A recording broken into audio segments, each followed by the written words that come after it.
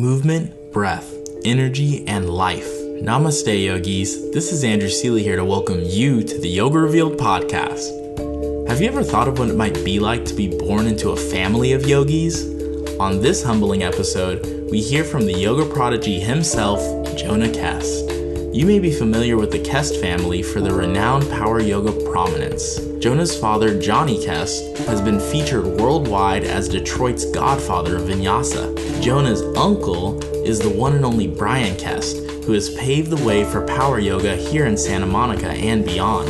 Today, we have the privilege of diving deep into the details of Jonah's path of discovery as a 21-year-old astoot yoga teacher here in Venice, California.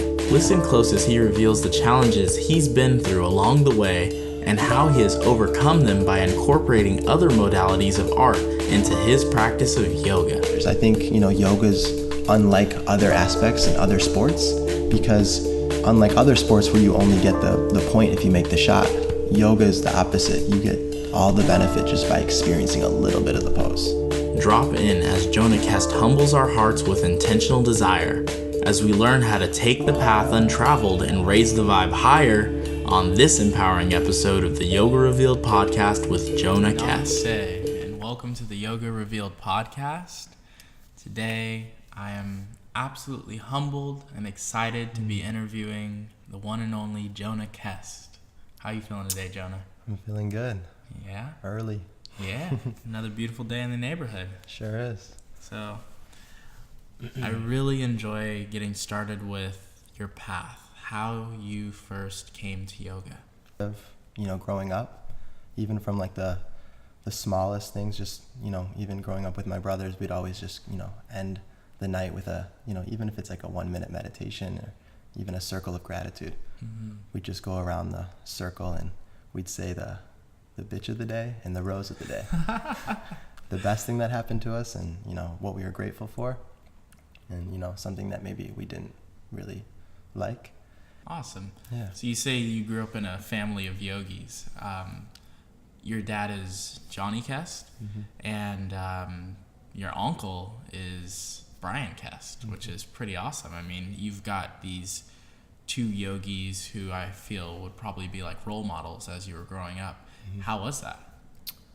It was good. I don't think I really saw them as role models until I got older. Yeah, probably saw them as your dad and your uncle, right? Yeah, and I really, quite frankly, it's weird to say this now, but growing up, I was always kind of like, I wouldn't say embarrassed by yoga, but I always kind of pushed it away because my dad would always come into my classes growing up and he would teach, my whole class yoga, whether it was like in 3rd grade or, 5th grade. Wow. And I was always kind of like, I thought it was cool because he'd always do like handstands when he came in, mm-hmm. and my friends thought it was cool, but there was like a very little part of me that I was a little like embarrassed by it, and I never really fully embraced it until I got older. But now I'm super, thankful and grateful to, learning from them and having, certain doors open for me, and I'm super dedicated to carrying on the legacy. Definitely. And you're the eldest of your brothers, right? Yep. Wow. And how many brothers do you have? I have 2 younger brothers, 17, Nathan, and Benji is 14. Mm-hmm. And I have a younger sister, which is my sweetheart. She is 8 now. Wow, that's awesome. Yeah, so she's the little yogi. Being the eldest of the Jonah or the Kest family. Do you feel that it brings a lot of pressure towards like holding a sense of standard and bringing yoga to the world, or do you feel like there's a sense of kind of responsibility in carrying on that tradition? Yeah, I don't really see it as like a chore, like a responsibility. I kind of see it as like an opportunity, and it's really nice being able to lead by example for my younger brothers because they're kind of just like me. I can see them and see how they're not into yoga. Like when Benji comes to yoga, as soon as he hits the mat, he turns into like a zombie. He'll fall asleep for the whole hour, and it's just funny because I remember, being super exhausted and my dad waking us up, for the 9:45 Sunday class that we would have to go to. We had no choice. and it brings me back to that. But yeah, I mean, I see it as a real opportunity and honor, and I'm enjoying it so far. So when did that change happen, to the point where you saw it as kind of like a burden or something that you were embarrassed about, to the point where you saw it as an opportunity and something that you feel empowered by? I think the biggest switch for me happened, it was about my senior year in high school. I actually decided I was running cross country at the time, and originally I was doing it to get in shape for basketball, because that was my main sport. It was cross country, basketball, and then track in the spring, and I decided to skip track and take teacher training with my dad. It was a 200 hour.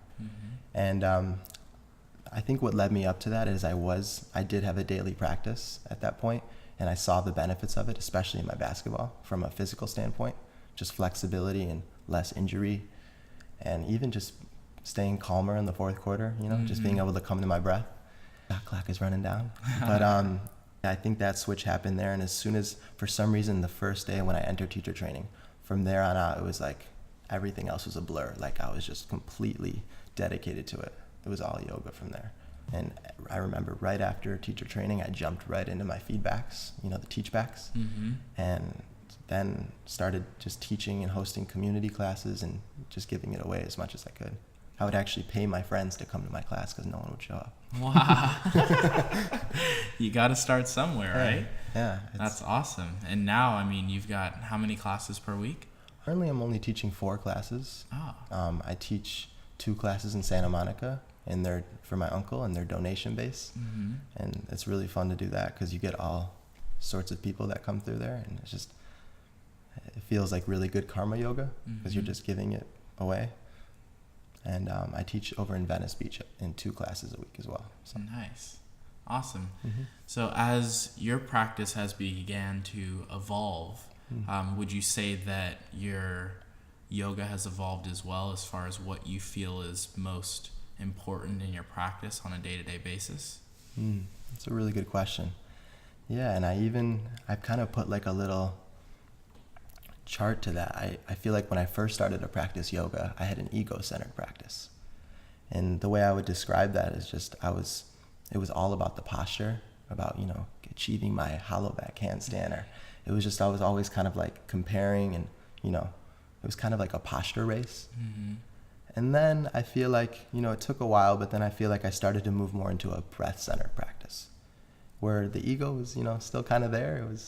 But it was more about my breath. I just brought more attention to my breath, where I'd let my breath absorb all my distractions and, cravings. And then lastly, my practice, I would call it a heart-centered practice, where every posture, every breath, I try to generate as much loving kindness as possible, and compassion. So every posture is an extension of my heart, and I think that's the most advanced form of yoga. I'm still working on it, but I think a heart-centered practice is the most advanced. And what does that mean for you when you say a heart-centered practice? Like, could you elaborate on that? Of course. It's kind of similar to meditation. It's just really, any good feelings that come up in your practice, whether they're just healing vibrations or just any good feelings of that matter, it's just a matter of not even keeping them to yourself and just sending them out. So, whether it's through your hands, whether it's, to the person next to you, or even beyond the 4 walls of the yoga room, just kind of sending that love out and radiating it in all 4 directions. Awesome. That's the way. Yeah. So as your practice has now evolved, so as you became more involved in a heart-centered practice, do you feel that helped to inspire your teachings as well? I think it did, just because I try to, as long as teaching a challenging, physical class, I like to weave in, healing stories and, themes that essentially inspire people in their hearts, so I think it has, just bringing more of a multi-dimensional aspect to the yoga class, not just physically, but bring something mentally, emotionally, spiritually. That's awesome. And as you continue to teach, do you feel that your teaching style will also continue to evolve? Mm-hmm. I think it's just always evolving. I don't think it's just, just me. I think yoga in general is just evolving, from Ashtanga, strict Ashtanga, all the way to, you see all these hip hop Vinyasa classes. Mm-hmm. And I personally, love to see it evolve. It's kind of like, are you familiar with Martha Graham? Yeah. She's kind of like known as the, modern dance. She took the classical strict rules of ballet and she evolved it into modern dance. Mm-hmm. And I think that's kind of where yoga's going. And for me, I personally, just being true to myself, I love music. So that's a big part of my classes. Yeah. And, strict Ashtanga, there's no music. Yeah, of course. So I think you just hear Yakam, inhale. Exactly. So I think that's one of the evolutions in yoga, and specifically in the way I teach. I love to implement music. That's awesome. And what type of music do you implement? Are you talking like hip hop, jazz? What's your flow? Well, I personally love hip hop. So, for me, I know with a lot of people, I recently had a musician come to my class, mm-hmm. and after class, they told me they just really didn't like the music. Uh-huh. And I felt like, everyone has their own, subjective. But I feel like for him, since he's always, producing music and always making music, that it was almost a distraction to him. Versus like for me, when I listen to music, it helps me get in touch with my own internal bodily rhythms. Yeah. It helps me get into a rhythm. And I think a rhythm is a big part of, yoga practice. That's a good analogy, I feel, in like finding that rhythm in the music and finding that rhythm in your flow. Yeah. And even, I think you're familiar with the book Mastery by Robert Greene, right? Yeah. He talks about, people that cultivate mastery in any art, you can tell there's a rhythm there, whether it's, even from you cooking pancakes, you've done it so many times, there's a rhythm, mm-hmm. To a yoga practice. I think that's a sign of mastery. Definitely. Yeah. I would agree highly in that as well. So would you say that your practice right now, how old are you? I'm 21. And how long have you been practicing? Strictly, I would say, for my senior year, 17 years old. Wow. So, yeah, a still good got amount a long of time ways there. to go. Yeah, you still got a long ways to go. But how do you feel that you foresee yoga changing? Because now we have like Instagram, and we have, people looking at the asana practice as the main source of inspiration. And I feel like, I don't know if, this is also your perception, but I feel like with Instagram being so widely distributed of all these amazing postures, a lot of people think that the postures are the pinnacle of yoga. That is the misconception, that, the postures are yoga. And I totally thought that as well, but I think what changed my perspective is when I sat my first 10-day Vipassana meditation retreat. That really opened up a lot of doors for me. And when did that happen? I sat my first 10-day. It was kind of like the rite of passage when I was 18. It was like during the Christmas break. I came home from college, and I sat. It was in Michigan, so it was snowing. Oh, and wow. We sat in a room, for 10 days basically, and meditated. And for those who are not familiar with Vipassana meditation, what does that entail? Is it just like sitting in a room? Yeah, so it's a course led by it's the meditation of the Buddha. And you sit for 10 days, and it's roughly 10 hours a day or so, and you get a few meals. There's no dinner, just tea.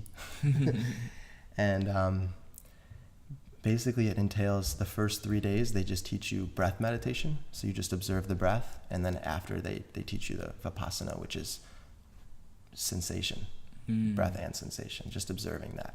So if you were to take me through a little Vipassana, what is the things that they tell you as far as like sensation goes? What does that mean? They teach you to essentially just observe your body, like almost like a body scan from your head to your feet to your head. Just keep scanning the body and, noticing sensation. So that's where what you were saying is kind of like that practice of yoga. How does that correlate to now the Instagram world and like, people who are looking at the hollow back on their iPhone and saying, oh, that's yoga? Meditation in general just kind of taught me that we're not necessarily using our bodies to get into the yoga postures, but rather using the postures as tools to master the mind. Whereas every posture, instead of, getting in the perfect alignment or, the perfect posture, it becomes more of a opportunity to work on, certain qualities of your mind, like non-reactivity and, your ability to relax in a difficult, uncompromising posture. Mm-hmm. I think that, is a huge metaphor for life in that sense. And your awareness and being present. So nowadays, with Instagram being a huge platform for inspiration, do you feel that your students are taking that inspiration and coming into class with new ideas of postures, or how do you feel that it's affected your teaching? Instagram's a funny thing. First of all, it's a great platform. I don't want to really say anything bad about it, just because it's such a great way to meet people and, connect with other yogis, especially the yoga community is so strong. Mm-hmm. However, it does kind of bring this false image of what yoga is, and, people posting pictures of themselves like in the perfect, prettiest poses. It kind of gives the wrong idea, and I think can discourage people, but also can be an inspiration. I guess it's just how you look at it. I think Instagram is a tool, so it just depends how you use it. It's kind of like a knife. You can either heal somebody or kill somebody with it. So I really do see Instagram as a light, because ultimately it's bringing yoga to more people. It's spreading it more quickly than anything else could. So that's the positive side to it. But I really think, to answer your question previously, the future of yoga through Instagram, I really believe there's going to be more meditation and yin studios popping up. I really do. And I was just going to say, and as an example, I'm looking at your page nowadays, and it's a lot less asana based and a lot more what I would call landscape, in the sense like you're bringing people to places that maybe they haven't seen before. Yeah. My uncle actually kind of inspired it, because I remember when I first moved out to LA, I wanted him to advertise that I was teaching at his studio. So he's like, okay, he was happy to support me, and he's like, send me a picture of you or a flyer, and I'll post it on my Facebook page. So I sent him like a picture, Santa Monica, like a picture of me in a handstand or something with a shirt off. And he sends it back to me and he goes, send me a picture with your shirt on and you not in a yoga pose. And I'm like, why? And we kind of got into this debate about it. And he basically explained to me like what we just talked about, how he doesn't want to give off the wrong impression of what yoga is. For me, through Instagram, photography has become a big passion of mine, and nature and just landscape. So I've been trying to also incorporate that into my Instagram, just to give it because there's only so many, pictures you can do in a handstand, after it gets kind of old. So I'm just trying to find new ways to stay creative. And with that being said, do you feel that your process of creativity is now evolving into photography and yoga? I would just say it's like almost like a side passion. It kind of evolved naturally through it, but that might be a good idea. I think you just gave me an idea. We might have to do on my retreat coming up, we might have to do a photography workshop where we do yoga and photography. That's actually a good idea. Yeah. Currently, in your practice, do you find that your body is changing? And that, I'm not sure exactly how many years you've been practicing per se, but do you feel that as your body changes, you're finding different postures to be able to help heal and help bring strength in different areas? Lately, I've actually been undergoing some injuries, and it's kind of forced me to back off and be more gentle. I wouldn't say there's certain postures that are healing me in certain ways. I think it's just more of a well-rounded practice, but just doing it more gently. Because I've really had to back off from my handstands, and I've felt a strength plateau in my practice because I have an injury in my chest and my elbow. So it kind of has plateaued my strength, which was frustrating at first, but it just kind of gave me an opportunity to focus on more of my meditation and just being gentler.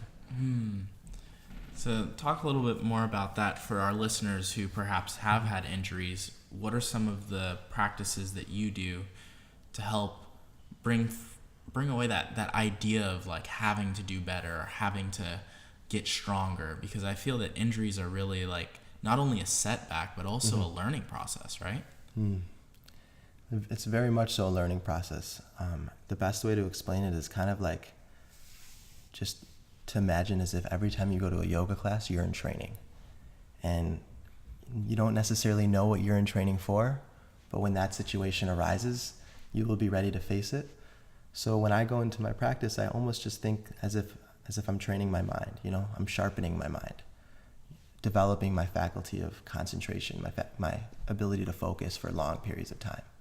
And I think when you go in with that perspective, you know, you're less worried about, you know, the perfect posture. And because I see so many people, you know, they don't even come to yoga. They won't even try it because they don't think they're strong enough. I mean, I'm sure you've heard this. Yeah, they don't totally think they're flexible enough, but they miss, you know, their breath. They miss their sensuality. They miss, you know, the focus. They miss all that. And I really think anyone can, if they put enough time in it, could be an acrobat in yoga. Mm-hmm. But it's very important not to miss the opportunity to sharpen your mind. For the listeners who are listening who perhaps maybe have not even been to a yoga class, a public class, because they have a fear of being in a place where, you know, they may not have the strength or they may not have that physical awareness that they feel is needed to be in a public class. Mm-hmm. What are some of the words of motivation that you would give them? I always say in class, I learned this from my dad. He always says the more inflexible you are, you actually have the advantage. And it sounds kind of funny because people, you know, think you need to be flexible to come to yoga, but no, the tighter, intenser you are, you actually have the greater advantage. And the reason is because you're able to find an edge much quicker. You're able to feel something much sooner than, you know, perhaps the loosey-goosey person next to you. And that right there, finding the edge, is I think one of the biggest teachings of yoga, is finding an edge and learning how to relax and breathe around it. And when you're inflexible, you have the opportunity much quicker than the gumpies. So, in the edge, if you really ask any professional athlete, I mean, you've interviewed so many people, if you ask any creative or artist, they'll tell you any real self-transformation, any real change happens right at the edge, where any more would be too much or any less would leave you bored. You want to find that sweet spot. Definitely. That's a really good one. In finding that sweet spot, what would you say are 3 tips that you can give our listeners in really pushing their practice to the edge? Would really just go back to, you know, when you first practice yoga, just making it a breathing class, you know, just giving your breath the utmost importance, because I think everything else kind of comes around that. And then just simply, you know, trying the postures. I think, you know, yoga's unlike other aspects in other sports, because unlike other sports where you only get the point if you make the shot, yoga is the opposite. You get all the benefit just by experiencing a little bit of the pose. If you just flirt with the postures, you get all the benefit. So I think the first tip I would give is, you know, just go into it and flirt with the postures. You don't have to go all the way. You know, just experience a little bit of the pose and you'll get all the benefit. So how has the practice of all 8 limbs of yoga actually affected your life? In the biggest way, my diet. Yeah. And it kind of goes from earlier how I was describing how my practice has evolved. My diet has kind of been the same thing. You know, I first started with an ego-centered diet, and that's where I was eating based upon my cravings and addictions. You know, I was eating based on if I wanted a donut, I would go eat a donut, you know, because I would just eat because I wanted sugar. Mm-hmm. I feel like after my ego-centered diet, I started to move into a health-centered diet, whereas I was just eating for my optimal health, you know, whether it was bulletproof coffee or if it was, you know, even if it was unfortunately meat or seafood. I thought it was giving me protein. I thought it was fueling me. So I moved from a ego-centered diet to a health-centered diet. And I feel like what I'm moving into now is a heart-centered diet. And that's where I'm eating, where everything on my plate has had little suffering as possible and compassion. And why so? What do you feel is the connection between, you know, eating a grass-fed beef steak versus eating a, you know, awesome kale salad? Like, what's the difference there? think it's pretty clear once you try it for yourself. But I think the vibrations of one who eat a vegan diet are much lighter and clearer and healthier. And for me, I think diet, I don't necessarily know if vegan is the right word, but I think diet in general is one of the biggest doorways to spirituality. Roughly because you are what you eat, you know, what you eat is what you become. So if you eat meat, you know, usually the way meat is made is it's, you know, has fear in it. It's low vibration. So when you ingest that, it becomes you. Yeah. So I just feel from, you know, experience eating vegan, because I've had both, you know, my uncle's a carnivore and my dad's a vegan. And just from experience, I feel much lighter and clearer and happier on a vegan diet, plant-based diet. It's really beautiful to hear. Yeah. I was going to ask you, I feel like in watching your growth and your progress, you know, I came from when we first met each other on the green, you know, All right, Yoga Works. Oh, you're right. It was at Yoga Works, right? You're right. I'll never forget. I think the second time I saw you was at the green. Yeah.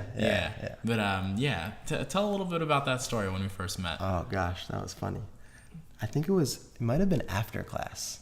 I kind of I think we were like connected on Instagram or something, but like we didn't really have a direct communication. And when I saw you, you just had like a smile on your face, and we kind of like, you're like, I'm going next door to Revolution. Yeah, I'm gonna have Revolution. I'm gonna have a vegan cinnamon roll. You want to join? There? Was it I think it was it Irene? No, it was honestly, I can't remember. It was some yogi. Yeah, there was someone else with us though. I'm trying to remember who it was. I thought it might have been it wasn't Irene and Daniel Scott. No, that was a while before that. But yeah. Sorry, regardless of which, I remember vividly we had gone to class, and it was an awesome class. I think it may have been Krista's class, right? Yeah, Krista Cahill. Yeah, who I really enjoy her classes. She's a sweetheart. And afterwards, we went to Revolution because you weren't from that area. And it was my first. Let's go to Revolution. I literally met you. It was like the first week. You were pretty much my first friend in LA. And you know, you were like, they have the most amazing vegan cinnamon roll. And I'm like, oh gosh, this guy knows what's up. I was hungry after class, so we walked over, and after we had the cinnamon roll, you showed me your house. We walked over to your house, and I didn't really know you too well, and I asked you, I'll never forget this. I was like, so, you know, what do you do around here? And you're just like, I'm starting a yoga podcast. No, I had already started. Or you started it. Yeah. But this was about like, you know, almost a year and a half ago. And you were like, I'm doing this yoga podcast. And I was like, oh, cool.